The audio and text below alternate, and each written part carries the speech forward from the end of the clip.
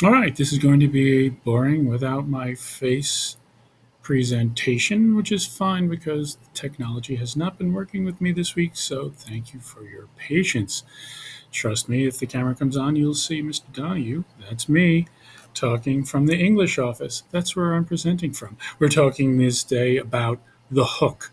The hook is generally recognized to be your first sentence, the sentence that you have to grab the audience with. This doesn't have to be huge. A huge hook, if you're using a huge hook, you might be writing an episode of Criminal Minds with a criminal that uses a huge hook, but you don't need to use a huge hook in order to be successful. Raise your hand, even if you're at home, if you've ever written this kind of thing in your first sentence. Throughout all of history, I'm raising my hand. Every story I ever read was, I'm raising my hand. Every story ever told throughout all of history, yeah, don't go that big. Or have you tried the salesperson approach? Let's see if this plays. I will do backflips. Well, I won't because I cannot do that.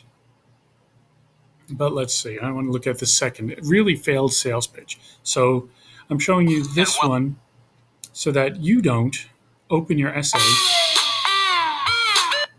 like this failed sales pitch. If it loads. Not doable. A little further. And then we'll watch. It's spinning. We all like the benefits we get from Here we go. vitamins and supplements, but did Benefits. you know that over 100 million people in the United States alone cannot or have difficulty swallowing pills? So we developed Mars Sprays, a full line of oral sprays for health and wellness. A lot of energy takers in the crowd. That's got an awful taste. Now, where do you get this data from? Because you're saying almost half of America 40% will not take That was a pills. study done by a company called Harris Interactive. But you realize how stupid it all sounds, right? I'm stopping it right there.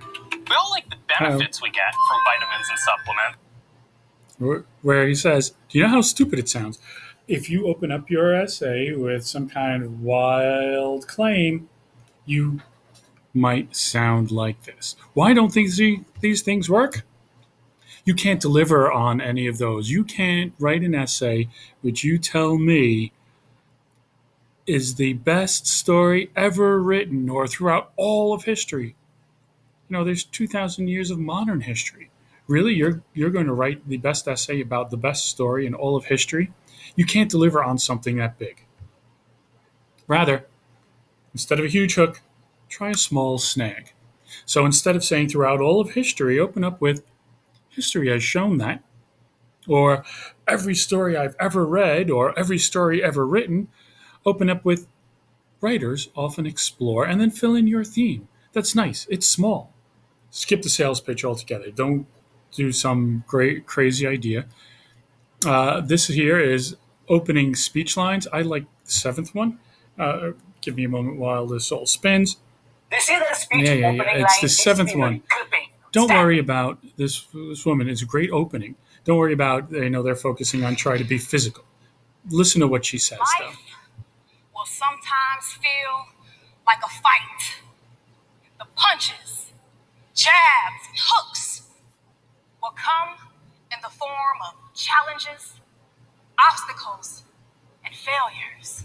Using our entire Right? Yeah, this is a video about using your body, but I like that opening because it speaks to a large group of people. And it's a small snag. Life has challenges. Not everyone in life, everywhere. Small snag.